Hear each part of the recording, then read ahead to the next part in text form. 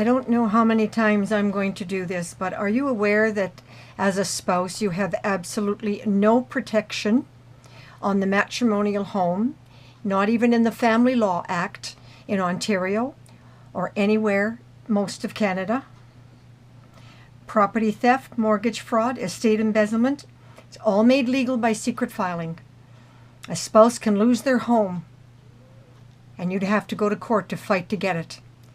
And that's what's called democracy in Ontario and Canada. And it's all done in secret. I don't understand why lawyers don't seem to care. I don't understand why I can't get members of parliament to care. I don't understand why your premiers in the provinces that allow for secret filing and Justin Trudeau, our prime minister, thinks it's okay. I just don't understand. And I don't understand why media, such as the Globe and Mail and the National Post, isn't the least bit concerned that as a registered owner in Ontario and most of Canada, you have no legal rights whatsoever to be even notified if a crook has stolen your property, has committed mortgage fraud, has embezzled your estate funds. You don't even have the right to be notified. That's Canadian law. Can you imagine after 61 years of marriage, age 95, 18 years after your spouse's death, you suddenly discover you don't even own the matrimonial home because your spouse, for whatever reason, sadistic, cruel, who knows, in secret, severed the joint tenancy. And you don't have the right to be notified in the law. Yes, in the law. Of course, by then, you'd already depleted your life savings renovating properties you didn't even solely own. Can you imagine the horror of going away on a job out of town and coming home to discover that someone has, in secret, put their name on title to your home? And you have to fight to get it back in court? And as a registered owner, it was done in secret without your even having the right to be notified? The fight to get it back will cost you between $50,000 to $100,000 in court and many years, because often in lower court, and for those of you who don't know what that means the first time your lawyer takes it to court, takes a good year to 2 years. And to make a long story short, you wind up in Supreme Court and you might get it back. And that's years later, and you certainly don't get any of the legal money back that it's cost you in legal funds. I just don't understand. Why doesn't anybody care?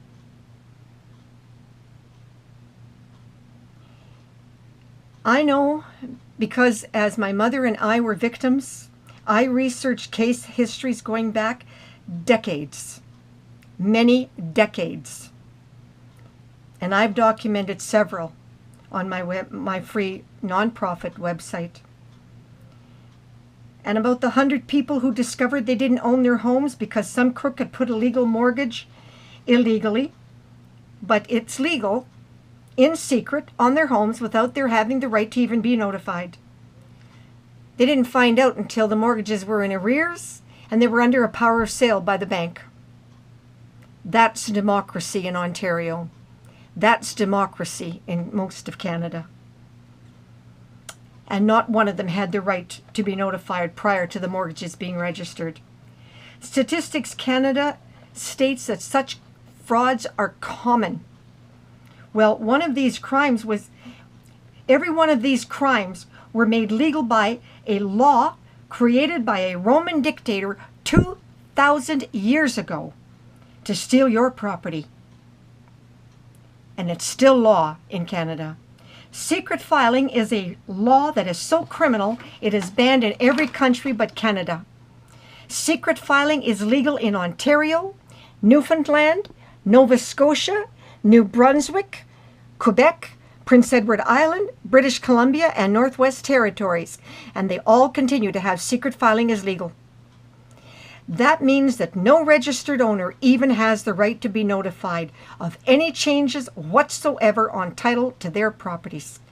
The only province with full spousal protection and a law requiring proof of written notification by a lawyer to all registered owners prior to any changes is Saskatchewan.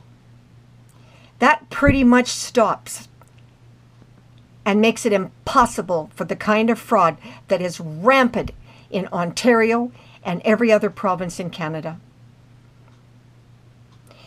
Saskatchewan fully protects every spousal right to the matrimonial home. No severance of joint tenancy on matrimonial home without consent is allowed.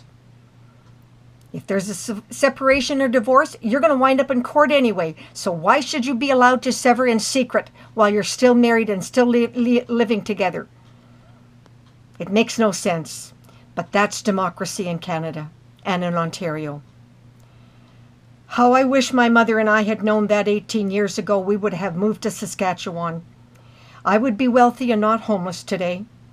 Despite the adversity of my Parkinsonism disease and the brutality and horrors I have suffered, I have a saying, bloom where I am planted. I will continue to live in Sudbury, Ontario to fight for the rights of every Canadian until my last breath. At 76, my time is running out. I am sick more than I am well. But it would be nice just once before I die to get the public support, to get the lawyers' support, and to get the media support for rights for home and property owners that they deserve in what is supposed to be a democratic society. Lawyers should be fighting this inequitable law, not a severely handicapped senior all by myself. Yes, that's me fighting this for 18 years all by myself. I have practically no followers and nobody cares. I put this on YouTube for posterity, for historical purposes, because someday the truth is going to get out. Somebody somewhere, sometime, is going to discover what Trudy's been talking about all this time, and nobody cared. Because I've written to every media, and every TV station, and every editor, and every member of Parliament, provincial, federal, and not one of you has done anything about it. Today is June 24th, 2018. Now I have to admit that Doug Ford, our new, about to become Premier of Ontario, his team promised to look into it. But I'm putting this out there for historical purposes because I doubt very much that that's going to happen. Probably just one more election promise.